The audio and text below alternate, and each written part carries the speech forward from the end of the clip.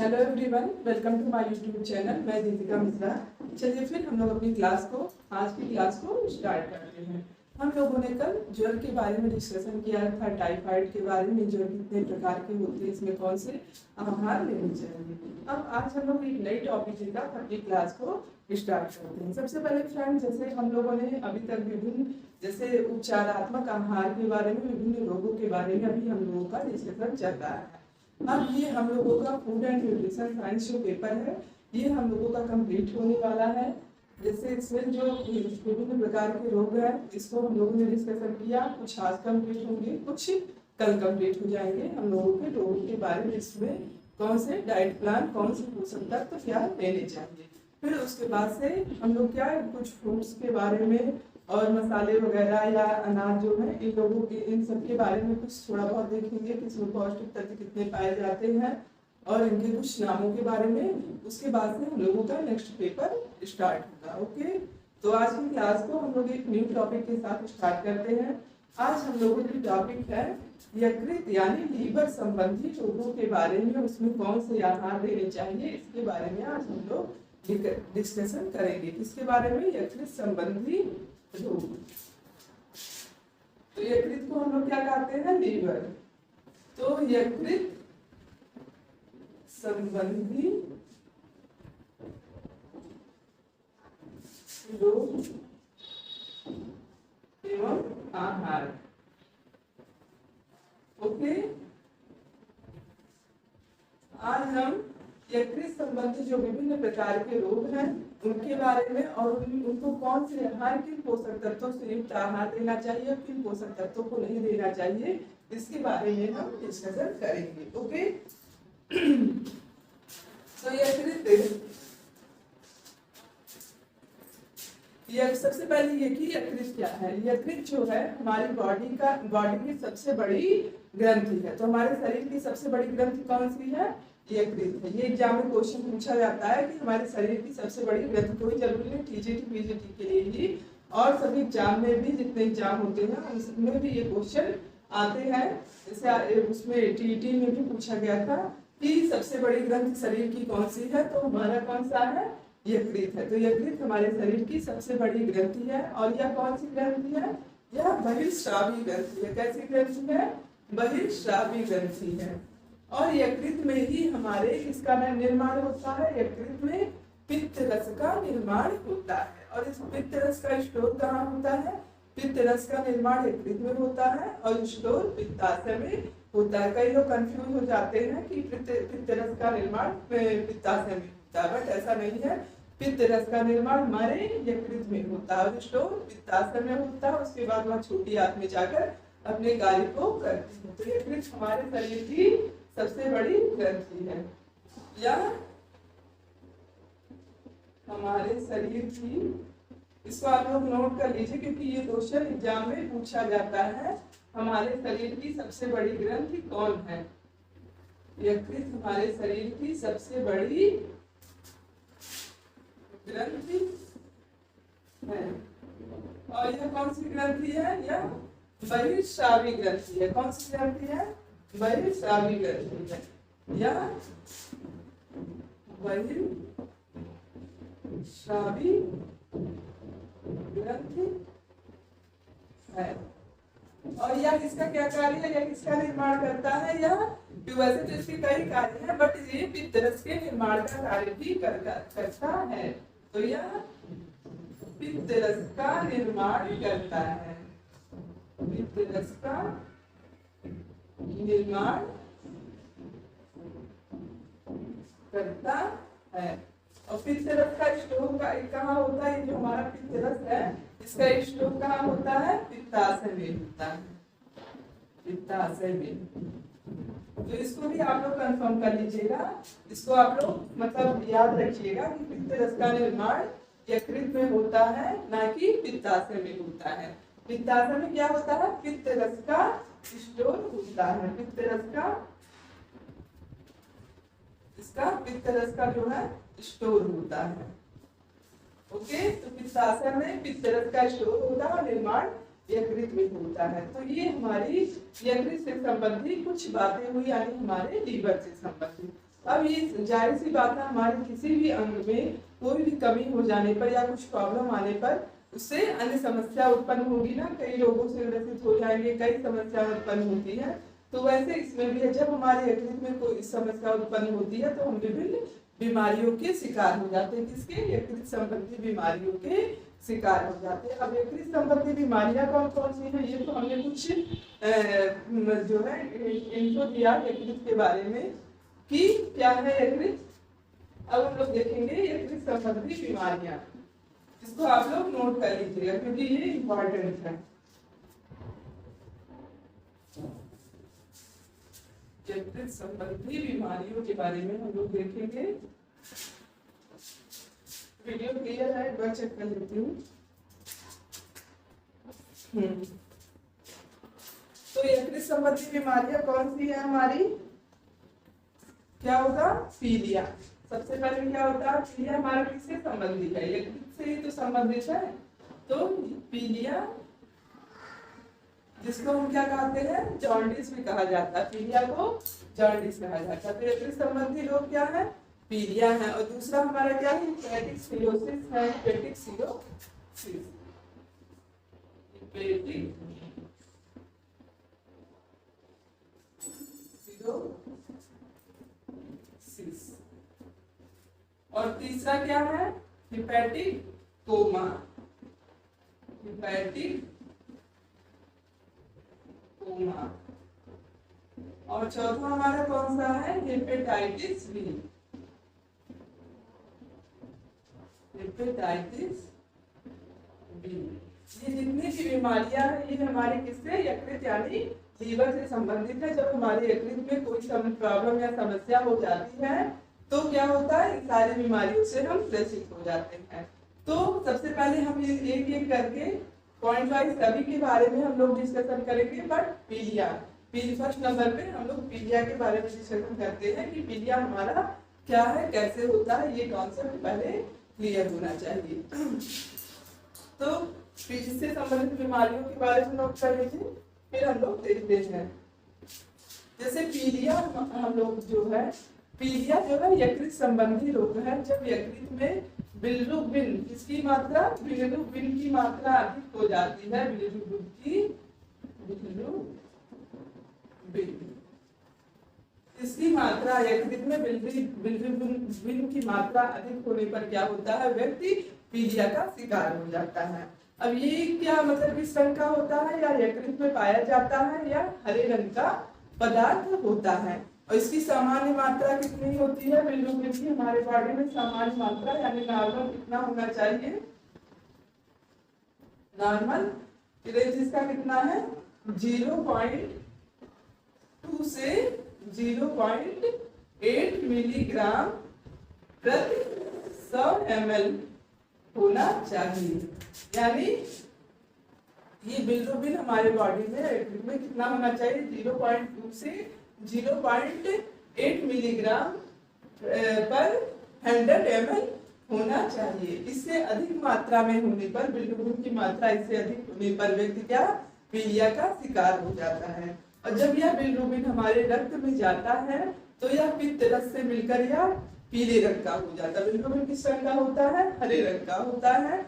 But जब यह हमारे रक्त में जाता है तो पित्त रस से मिलने के कारण यह पीले रंग का हो जाता है, जिस कारण हमारे श्लेष्म में झिल्ली भी पीली हो जाती है और व्यक्ति पीलिया का शिकार हो जाता है। पीलिया में आप लोगों ने देखा होगा ना कि व्यक्ति की आंखें देखने से ही पता चलता है कि इसको पीलिया हुआ। व्यक्ति की आंखें क्या होती है?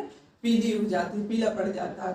जो व्हाइट वाला पार्ट है ये येलो हो जाता है। और नेल देखेंगे, नेल भी पीला हो जाता है। व्यक्ति की बॉडी को देखेंगे, बॉडी देखने पर भी पीलापन सा आप लोगों को दिखता है। तो क्या होता है? बिलिरुबिन की मात्रा अधिक होने के कारण पीलिया होता है। जब यह 0.2 से 0.8 से अधिक हो जाती है इसकी मात्रा तो व्यक्ति को पीलिया हो जाता है, जिस कारण श्लेष्म में झिल्ली पीली हो जाती है और व्यक्ति को पीलिया रोग हो जाता है। ओके, तो सबसे पहले हम लोग पीलिया के बारे में कुछ नोट कर लीजिए, उसके बाद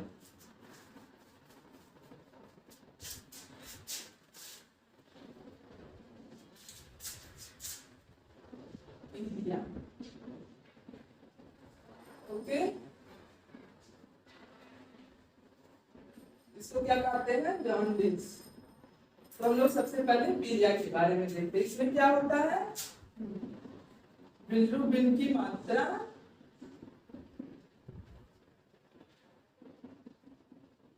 अधिक होने पर यह होता है। किसमें, यकृत में बिलिरुबिन की मात्रा क्या अधिक हुई। इसका मतलब एरो को ऊपर अगर मैं करती हूँ तो इंडिकेट करने का इसका मतलब है अधिक, अगर एरो को नीचे करती तो उसका मतलब कम है।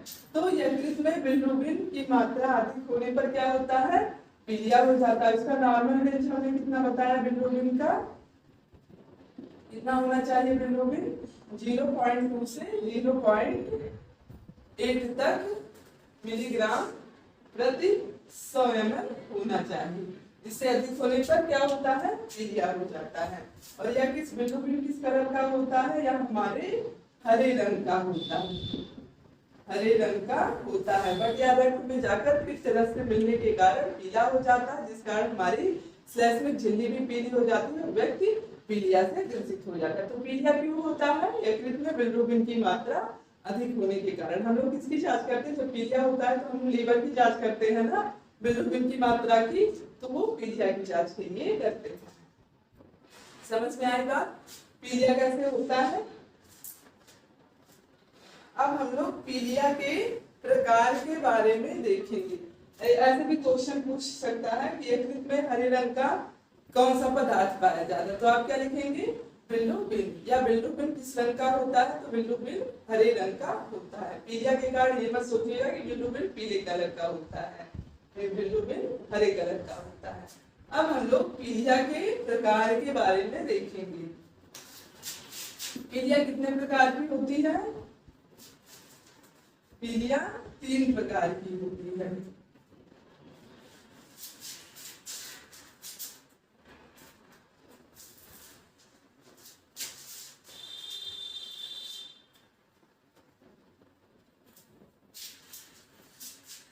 कितने प्रकार की, 3 प्रकार की। पहला प्री हिमालोटिक पीलिया,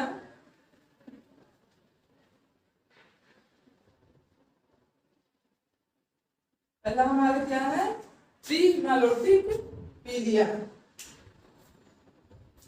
सॉरी हिपेटिक पीलिया।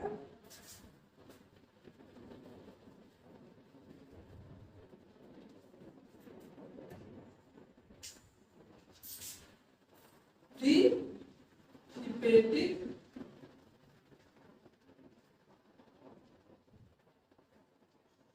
पीलिया। ओके, तो पहला हमारा कौन सा है, प्री हिपेटिक पीलिया। और दूसरा कौन सा है, और इसको हम किस नाम से जानते हैं, हिमालोटिक पीलिया के नाम से भी इसको जाना जाता है, हिमालोटिक पीलिया। ओके, इसको प्री हिपेटिक पीलिया कहते हैं और हिमालोटिक पीलिया के नाम से जाना जाता है। इसमें क्या होता है, इसमें आरबीसी का निर्माण नहीं होता है, या आरबीसी जो होता है वह नष्ट होने लगता है या नहीं बनता है। तो इसमें क्या होता है, इसमें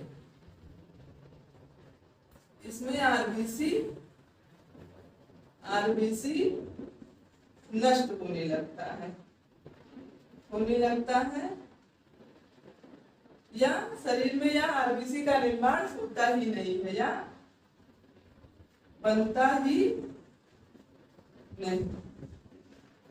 ओके, तो प्री हिपेटिक पीलिया क्या है, हिमालोटिक पीलिया क्या है हमारा, इसमें आरबीसी नष्ट होने लगता है और या फिर आरबीसी का निर्माण नहीं होता है, वह बनता ही नहीं है। दूसरा हमारा है हिपैटोसेलुलर पीलिया, हिपैटोसेलुलर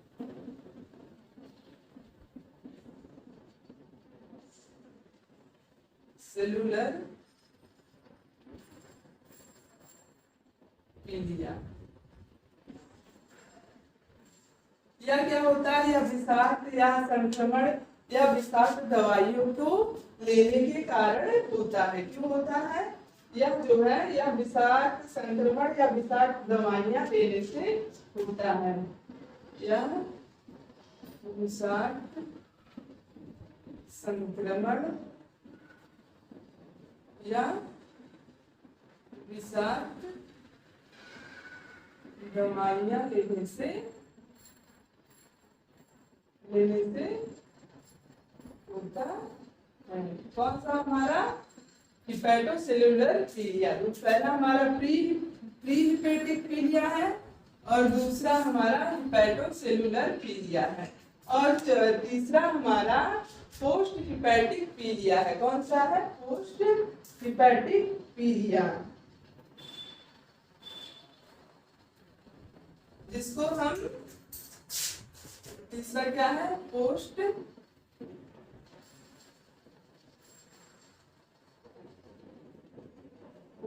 हिपैटिक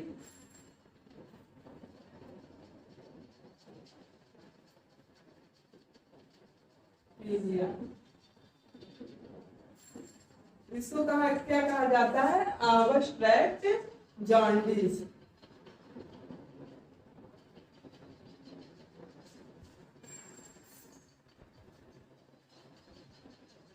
ओके, क्या कहा जाता है? Abstract jaundice. इसको क्या कहते हैं? पोस्ट हिपैटिक पीलिया। पहला हमारा प्री हिपैटिक पीलिया, दूसरा हिपैटोसेल्युलर पीलिया और तीसरा पोस्ट हिपैटिक पीलिया, जिसको अबस्ट्रैक्ट जॉन्डिस भी कहा जाता है। क्या कहा जाता है? अबस्ट्रैक्टिव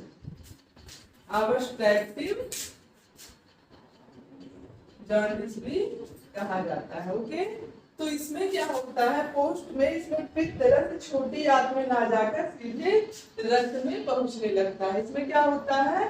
पित्त रस जो होता है या छोटी आंत में ना जाकर सीधे हमारे रक्त में यानी ब्लड में जाने लगता है। तो इसमें पित्त रस छोटी आंत में ना जाकर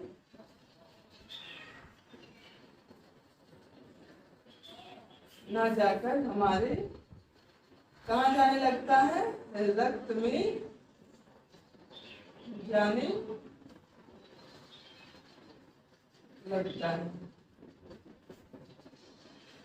ओके, तो ये तीन हमारे पीलिया के प्रकार हैं।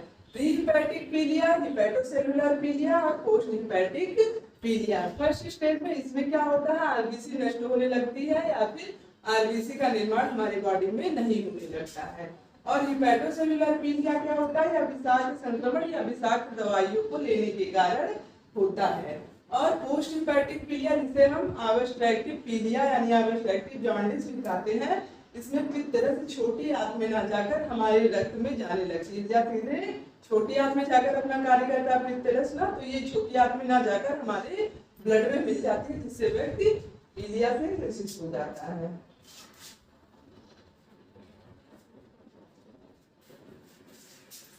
अब हम लोग, ये तो पीलिया के प्रकार हुए, अब हम लोग पीलिया के लक्षण के बारे में देखेंगे। ओके,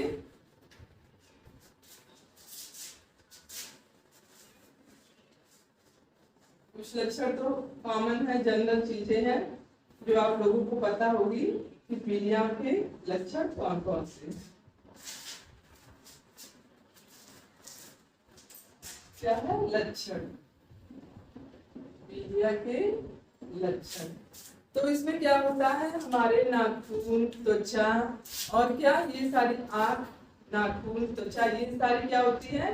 पीली पड़ जाती है और व्यक्ति को ज्वर होता है, बुखार आता है, चक्कर आता है, कमजोरी हो जाती है और व्यक्ति के पेट में दर्द होता है, उल्टी लगती है, मिश्री आती है, ये सारी चीजें, थकान होता है। और क्या होता है इसमें सबसे पहले तो भूख नहीं लगती है। क्या होता है? भूख नहीं लगती, व्यक्ति का वजन कम होने लगता है। तो ये सब घबराहट होता है, चक्कर आता है, ये सारी चीज समस्याएं इसमें देखने को मिलती है। तो कौन सा है? आँख, त्वचा एवं नाखून पीले पड़ जाते हैं, पीले पड़ जाते हैं। और दूसरा क्या है? भूख में कमी हो जाती है, यानी भूख नहीं लगती है, भूख की कमी। तीसरा, चक्कर या घबराहट और पेट में दर्द, पेट दर्द, ज्वर, थकान, उल्टी या जी मिचलाना, उल्टी या जी मिचलाना जब अधिक हो जाता है या तो उल्टी या जी मिचलाने लगता है। और यूरिन का रंग पीला होना, यूरिन का रंग भी यानी पेशाब का रंग पीला हो जाता है, यूरिन का रंग पीला।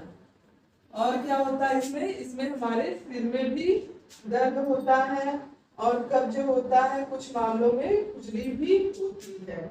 क्या होता है, सिर में दर्द, सिर में दर्द, कब्ज और कभी कभी क्या देखने को मिलता है, व्यक्ति की बॉडी में खुजली भी होती है, शरीर में खुजली या जलन। तो ये सारे लक्षण हमारे पीलिया के लक्षण है। सबसे पहले तो भूख की कमी हो जाती है और आंख, त्वचा और नाखून पीले पड़ जाते हैं, चक्कर आता है, घबराहट होती है, व्यक्ति को पेट में दर्द होने लगता है, ज्वर हो जाता है, थकान होता है, उल्टी, जी मिचलाना, यूरिन यानी पेशाब का रंग पीला हो जाता है, सिर में दर्द होता है, डाइजेशन भी उतना सही काम नहीं करता, कब्ज हो जाता है, किसी किसी स्थिति में किसी रोगी को शरीर में खुजली भी होती है। तो ये सारे हमारे पीलिया के लक्षण हैं। और क्या होता है, वजन में कमी भी हो जाती है, जिसमें पीलिया में वजन में कमी हो जाती है। अब हम पीलिया में पोषक तत्वों की आवश्यकता के बारे में देखेंगे।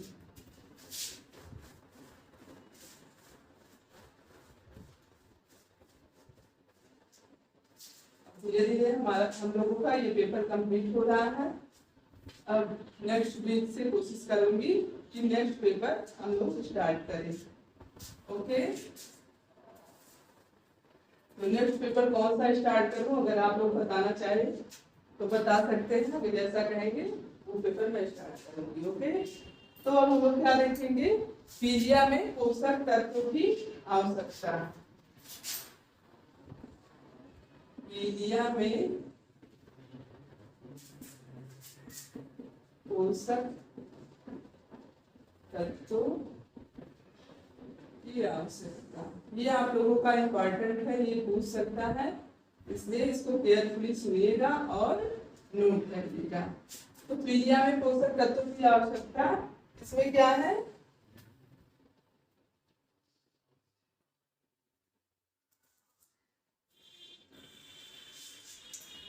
प्रोटीन।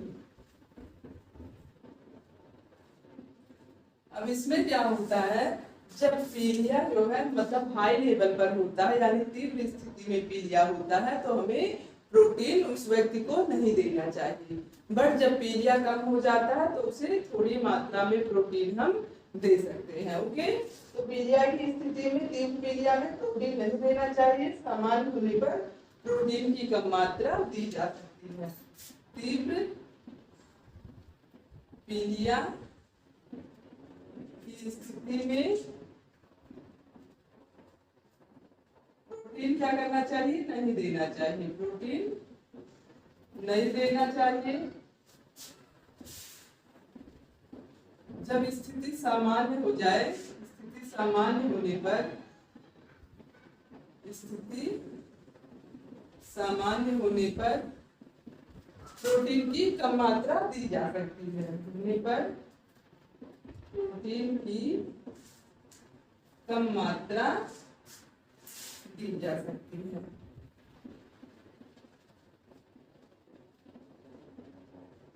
तो ये हमारा प्रोटीन हुआ, जिसमें तीव्र स्थिति में प्रोटीन नहीं देना चाहिए, सामान्य स्थिति में कम दिया जा सकता है। और वसा, वसा इसमें क्या करना चाहिए, वसा कम कर देना चाहिए, कम मात्रा में। ओके, वसा इसमें कम मात्रा में देना चाहिए और कैलोरी भी कम मात्रा में देना चाहिए, कैलोरी भी कम मात्रा में देना चाहिए। और विटामिन जो है, विटामिन सी को बढ़ा देना चाहिए क्योंकि यह रोग प्रतिरोधक क्षमता को बढ़ाता है। विटामिन भी क्या करना चाहिए, विटामिन सी की मात्रा को बढ़ा देना चाहिए, विटामिन सी को बढ़ा देना चाहिए क्योंकि यह रोग प्रतिरोधक क्षमता बढ़ाता है, रोग प्रतिरोधक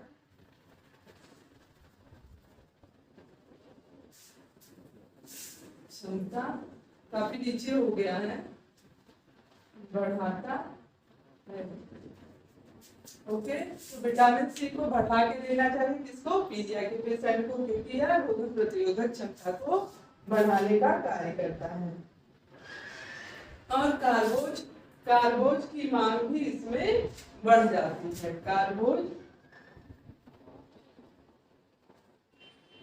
कार्बोज की मांग बढ़ जाती है, जिस कारण कार्बोज को बढ़ा कर देना चाहिए, इसे बढ़ा कर देना चाहिए। तो कार्बोज जो है अधिक मात्रा में देना चाहिए। और चौथा, और हमारा कार्बोज के बाद क्या होगा, खनिज लवण, सोडियम और पोटेशियम की कमी हो जाती है, इसको मिटा लेती हूँ।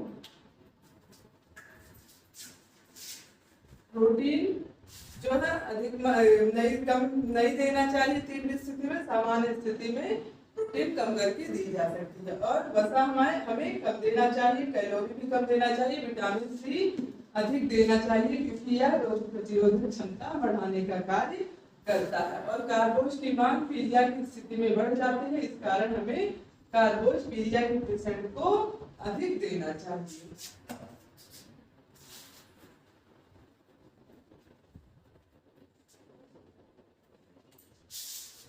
तो खनिज लवण, इसमें क्या होता है, सोडियम और पोटेशियम की कमी हो जाती है, पीलिया में किसकी, सोडियम और पोटेशियम की कमी हो जाती है,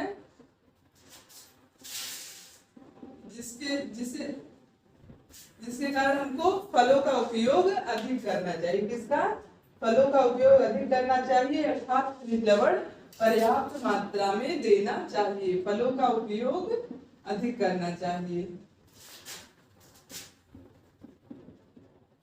अधिक। और खनिज लवण जो है या क्या, इस कारण पर्याप्त मात्रा में खनिज लवण देना चाहिए।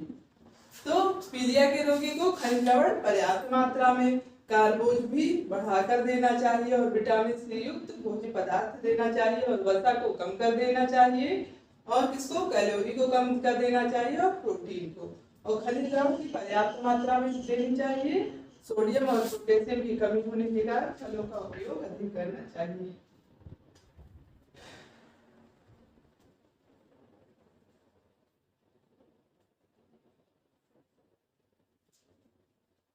अब ये तो हमारा पीलिया हुआ। पीलिया कैसे होता है, पीलिया कितने प्रकार के होते हैं, पीलिया के क्या लक्षण है या पीलिया में कौन से पोषक तत्व लेने चाहिए, इसके बारे में हम लोगों ने डिस्कशन किया। अब हम लोग हिपैटिक सिरोसिस के बारे में डिस्कशन करेंगे, जो हमारा यकृत से संबंधित रोग है।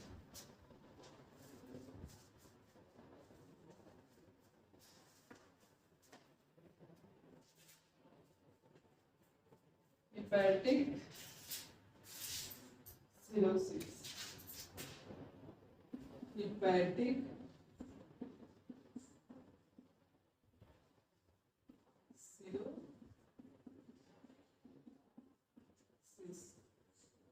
हिपैटिक सिरोसिस क्या है, यह भी एक यकृत संबंधी रोग है।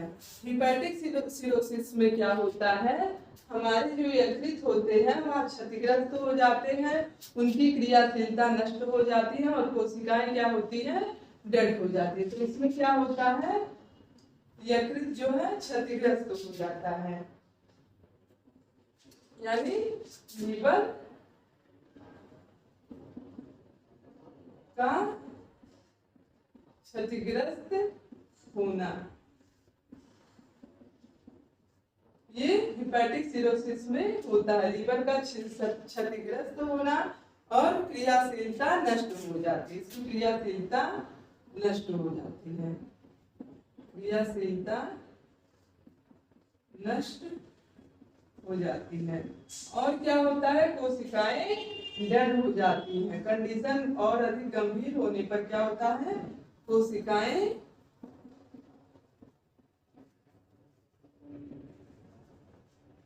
डेड हो जाती है।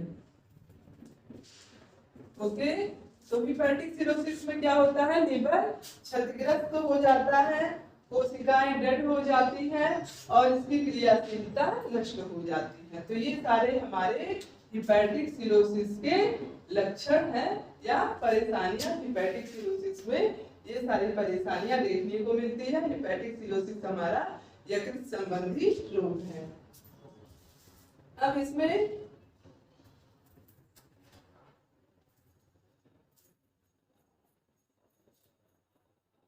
और सिरोसिस की तीव्रता को क्या कहा जाता है, एसाइड्स। सिरोसिस की तीव्रता को, इसको नोट कर लीजिए, सिरोसिस की तीव्रता को एसाइड क्या कहा जाता है, एसाइड्स कहा जाता है। इसमें क्या होता है, सिरोसिस की तीव्रता को क्या कहा जाता है, एसाइड्स कहा जाता है। एसाइड्स में क्या होता है, उदर गुहा में पानी का जमाव होने लगता है। एसाइड्स में क्या होता है, उदर गुहा में पानी का जमाव होने लगता है। ओके, तो सिरोसिस की तीव्रता को क्या कहते हैं, एसाइड्स। इसमें क्या होता है, उदर गुहा में पानी का जमाव होने लगता है। एसाइड्स क्या है, इसमें उदर गुहा में पानी का जमाव होने लगता है।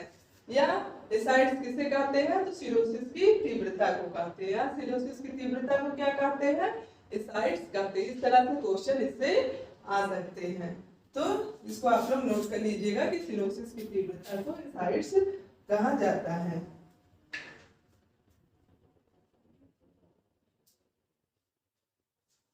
अब हम इसमें देखेंगे पोषक तत्वों की आवश्यकता। किसमें, हिपैटिक सिरोसिस में पोषक तत्वों की आवश्यकता।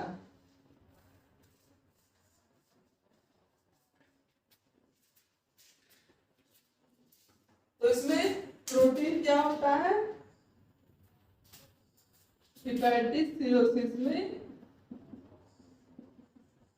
प्रोटीन पर्याप्त मात्रा में देना चाहिए या फिर थोड़ा बढ़ाकर भी हम प्रोटीन दे सकते हैं। क्या होता है, प्रोटीन में पर्याप्त मात्रा में थोड़ा बढ़ाकर दे सकते हैं, पर्याप्त मात्रा में या थोड़ा बढ़ाकर भी दे सकते हैं। और कैलोरी क्या होता है, कैलोरी इसमें बढ़ा देनी चाहिए। तो कैलोरी बढ़ाकर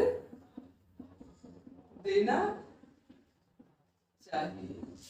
और ये तो हमारा कैलोरी हो गया। और वसा कम देना चाहिए, वसा कम देना चाहिए।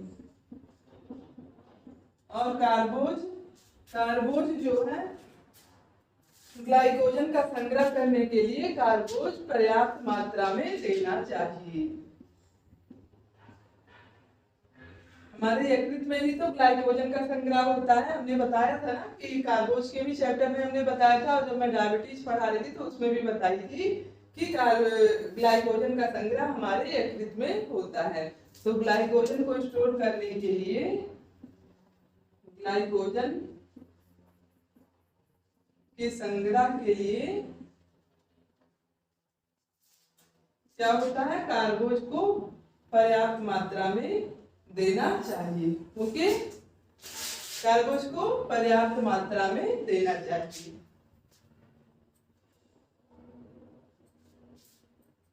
और विटामिन जो है, इसमें विटामिन हमारा जो आएगा विटामिन ए, डी, ई, के, ये हमारे कौन से विटामिन है, फैट सॉल्युबल विटामिन। हमारा विटामिन ए, डी, ई, के कौन सा है, वसा में घुलनशील विटामिन। तो विटामिन ए, डी, ई, के, ए, डी, ई, के, इन सभी को किसके माध्यम से देना चाहिए, इन सभी को इंजेक्शन के माध्यम से देना चाहिए। किसके, इंजेक्शन के माध्यम से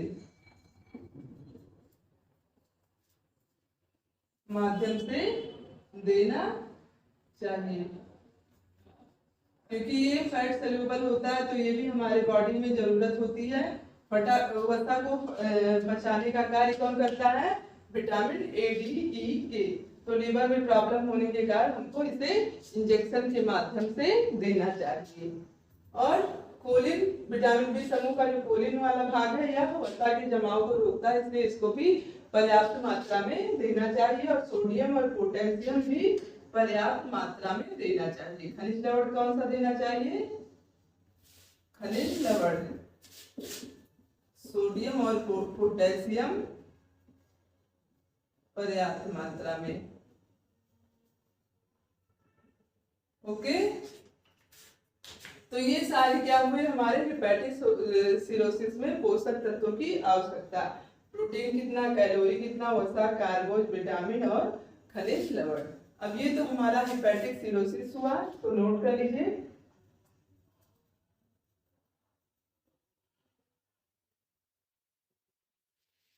अब हम लोग हेपेटिक कोमा के बारे में पढ़ेंगे। किसके बारे में, हेपेटिक कोमा।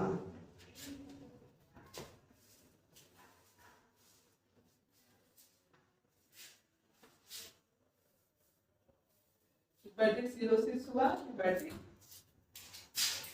कोमा, ये भी हमारा किससे, यकृत से संबंधी रोग है। हेपेटिक कोमा किससे संबंधित है, यह भी हमारा यकृत संबंधी रोग है। पीलिया हुआ, हेपेटिक सिरोसिस हुआ, और ये हमारा हेपेटिक कोमा हुआ। हेपेटिक कोमा क्या है, ये हमारा नाड़ी विकार से संबंधित रोग है। हेपेटिक कोमा क्या है, नाड़ी विकार संबंधी रोग। तो यह हेपेटिक कोमा हमारा यकृत से संबंधित होता है। हेपेटिक कोमा में क्या होता है, नाड़ी विकार संबंधी यह हमारा रोग है, या नाड़ी विकार से संबंधित होता है। हेपेटिक कोमा तो रोग ही है, बट यह नाड़ी विकार से संबंधित होता है। ओके, अब इसके लक्षण कारण क्या है। पहला कारण तो पीलिया के कारण भी हेपेटिक कोमा होता है। दूसरा, हेपेटिक सिरोसिस के कारण भी हेपेटिक कोमा होता है। और तीसरा, हमारा शल्य चिकित्सा होने पर यानी सर्जरी के बाद भी हेपेटिक कोमा होने की संभावना ज्यादा रहती है। तो इसके कारण क्या है, हेपेटिक कोमा के कारण क्या है, पीलिया, हेपेटिक सिरोसिस, हेपेटिक सिरोसिस, और क्या है हमारा, शल्य चिकित्सा होने पर, चिकित्सा होने पर। 1 मिनट।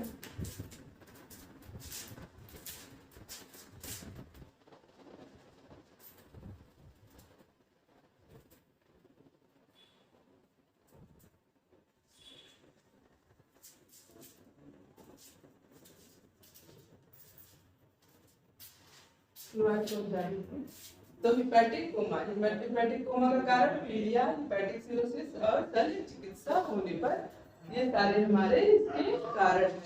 तो हेपेटिक कोमा में अब हमें देखना है पोषक तत्वों की आवश्यकता। हेपेटिक कोमा में पोषक तत्वों की आवश्यकता, इसमें प्रोटीन नहीं देना चाहिए, वसा नहीं देना चाहिए, क्या प्रोटीन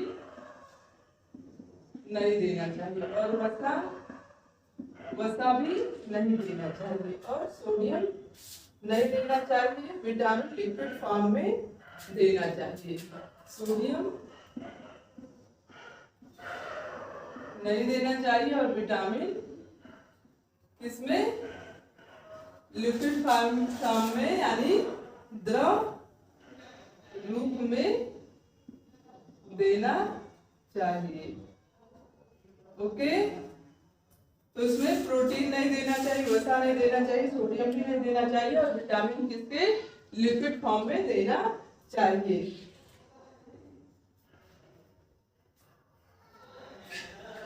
और कार्बो जो है या मोनोसैकेराइड के रूप में देना चाहिए, किसके रूप में, मोनोसैकेराइड के रूप में कार्बोज देना चाहिए, किसमें, हेपेटिक कोमा में। तो ये हमारा हेपेटिक कोमा हुआ, ये भी हमारा यकृत संबंधी रोग है। अब हम लोग इसके बारे में देखेंगे हेपेटाइटिस बी, जो कि हमारा इम्पोर्टेंट, पीलिया भी हमारा इम्पोर्टेंट है और हेपेटाइटिस बी भी इम्पोर्टेंट है।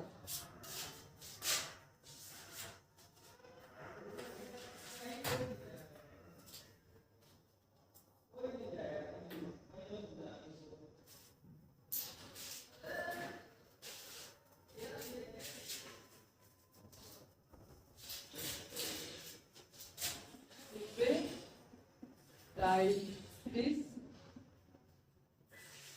बी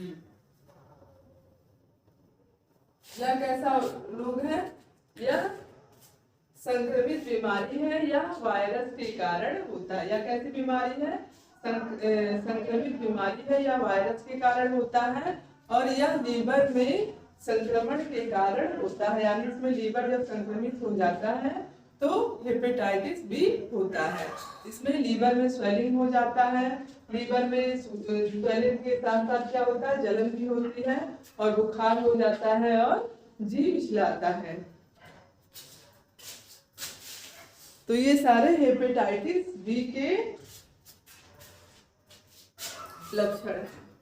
तो यह संक्रमित बीमारी है, हेपेटाइटिस बी यह संक्रमित बीमारी है। कैसी बीमारी है, संक्रमित बीमारी है। यह वायरस के कारण होता, किसके कारण, यह वायरस के कारण होता, बैक्टीरिया नहीं, वायरस के कारण। यह वायरस के कारण होता है और इसमें क्या होता है, लीवर में संक्रमण हो जाता है, यानी लीवर हमारा संक्रमित हो जाता है। इसमें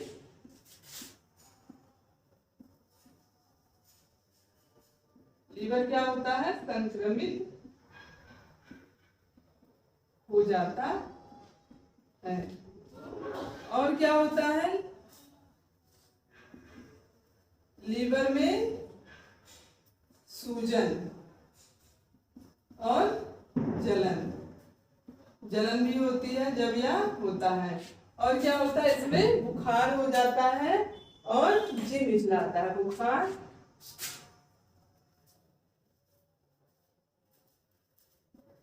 और जी मिचलाना। तो ये सारी समस्याएं हेपेटाइटिस बी में होती है। हेपेटाइटिस हमारा कैसी बीमारी है, संक्रमित बीमारी है। यह वायरस के कारण होता है और लीवर के संक्रमित होने के कारण होता है। इसमें क्या होता है, लीवर में स्वेलिंग हो जाती है और जलन होता है और बुखार के साथ साथ जी मिचलाने की भी समस्या रहती है। अब हम लोग हेपेटाइटिस के प्रकार के बारे में देखेंगे। हेपेटाइटिस के प्रकार,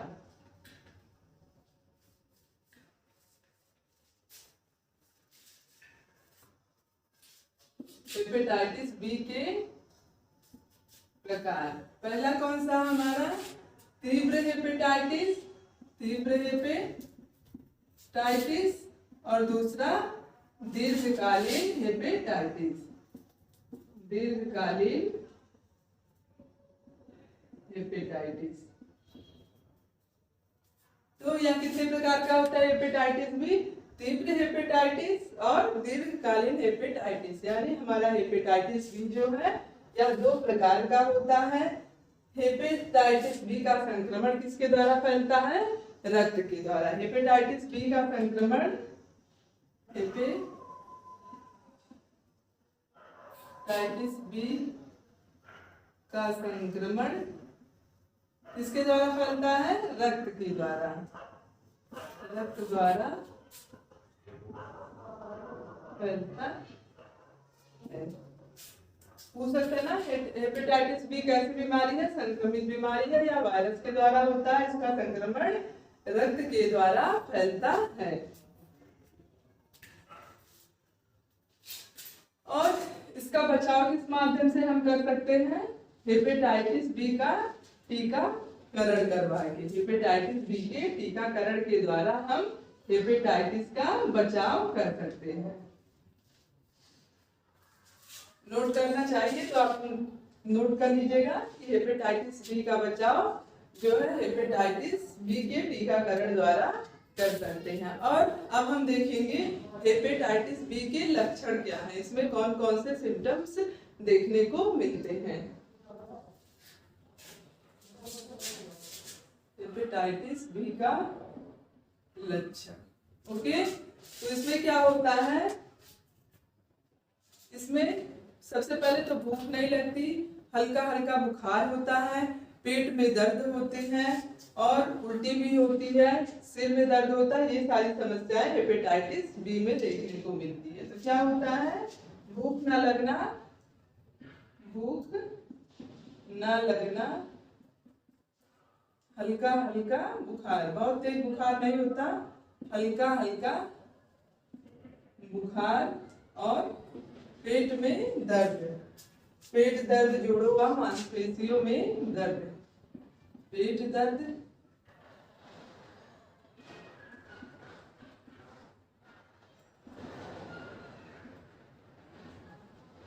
पेशियों में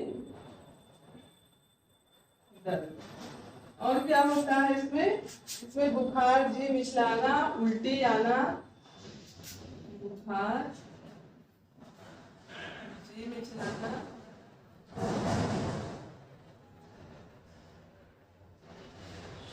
और उल्टी आना।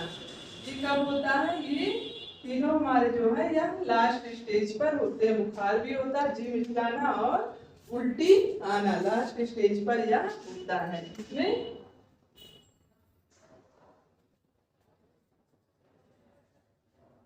ओके, तो कौन सी समस्या है? भूख नहीं लगती, हल्का हल्का बुखार होता, पेट में दर्द, जोड़ों में व मांसपेशियों में दर्द, बुखार, जी मिचलाना, उल्टी आना। ये क्या होता है? हमारा तीनों लास्ट स्टेज पर ये सारे सिम्टम्स देखने को मिलते हैं। और ये 60 से 150 दिन यानी 5 माह ये सारे लक्षण दिखते हैं। कितने दिन? 60 से 150 दिन यानी 5 माह तक ये लक्षण देखने को मिलते हैं। लक्षण दिखते हैं। तो इन लक्षणों से क्या समझ जाइए? हेपेटाइटिस बी का शिकार है। इसका टेस्ट भी होता है, उस माध्यम से हम इसको जान सकते हैं। तो ये सारे लक्षण हमको हेपेटाइटिस बी में देखने को मिलते हैं। 60 से 150 दिन तक यह लक्षण दिख सकते हैं, यानी 5 माह तक। नोट कर लीजिए।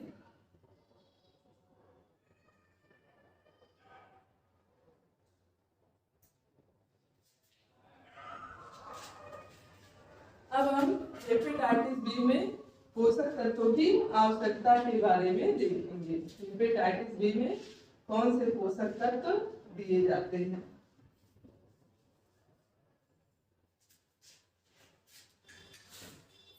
प्रोटीन, सबसे पहले तो प्रोटीन उच्च मात्रा में कैसे दी जाती है?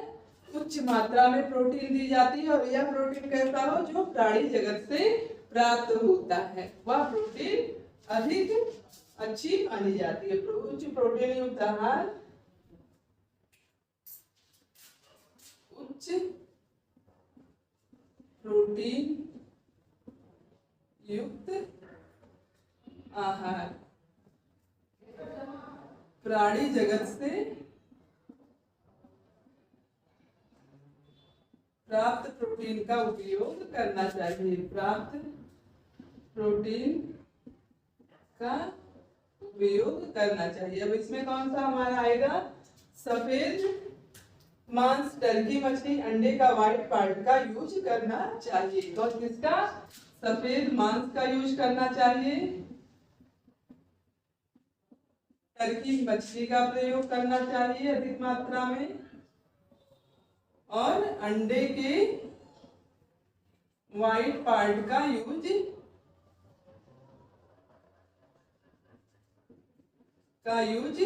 करना चाहिए। इससे प्रोटीन उच्च मात्रा में प्राप्त होती है। तो उच्च प्रोटीन युक्त आहार लेना चाहिए जो प्राणी जगत से प्राप्त हो, और मुख्यतः सफेद मांस, टर्की मछली और अंडे के व्हाइट पार्ट से जो प्राप्त होते हैं उनको हमें ग्रहण करना चाहिए। वसा कम देना चाहिए, वसा कम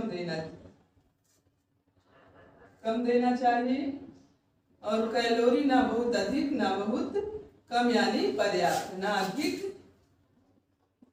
और ना कम, यानी पर्याप्त देनी चाहिए, पर्याप्त मात्रा में देनी चाहिए। तो कैलोरी कैसे देनी चाहिए? पर्याप्त मात्रा में। वसा कम देना चाहिए। सोडियम, कम सोडियम युक्त आहार, और पोटेशियम भी कम देंगे। सोडियम और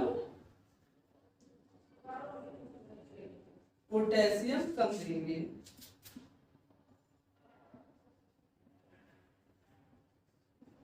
इसको कम मात्रा में देना चाहिए। किसमें? हेपेटाइटिस बी में। और विटामिन बी सी पर्याप्त मात्रा में, और विटामिन बी खासकर लहसुन के माध्यम से देना चाहिए, या हेपेटाइटिस बी में फायदेमंद होता है। विटामिन बी और सी पर्याप्त मात्रा में। विटामिन बी किसके माध्यम से देना चाहिए? लहसुन के माध्यम से, लहसुन के माध्यम से। ओके, विटामिन बी को किस माध्यम से?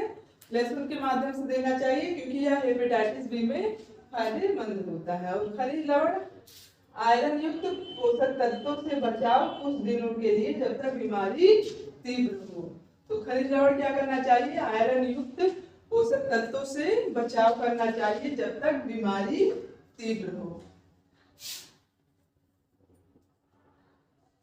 आयरन दिख रहा है? आयरन युक्त पोषक तत्वों से बचाव कब तक? ज्यादा दिन नहीं, कुछ दिनों के लिए,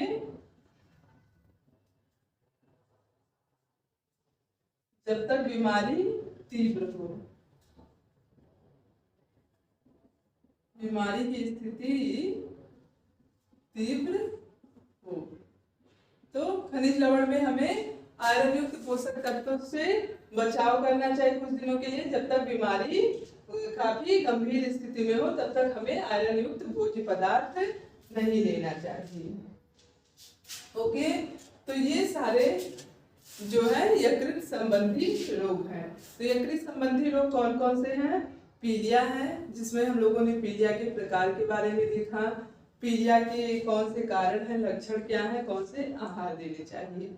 और दूसरा हमारा क्या है? हिपैटिक सिरोसिस, इसके बारे में हमने देखा। और तीसरा हमारा हिपैटिक कोमा, जो नाड़ी संबंधी विकार से संबंधित है। और हेपेटाइटिस बी, यह भी हमारा यकृत संबंधी रोग है। तो ये सभी हमारे यकृत से संबंधी रोग हैं। तो आज हम लोगों ने लीवर से संबंधी बीमारियों और उसमें दिए जाने वाले पोषक तत्वों के बारे में डिस्कशन किया। अब नेक्स्ट डे न्यू टॉपिक के साथ मिलते हैं। तब तक के लिए bye bye, see you, thank you for watching.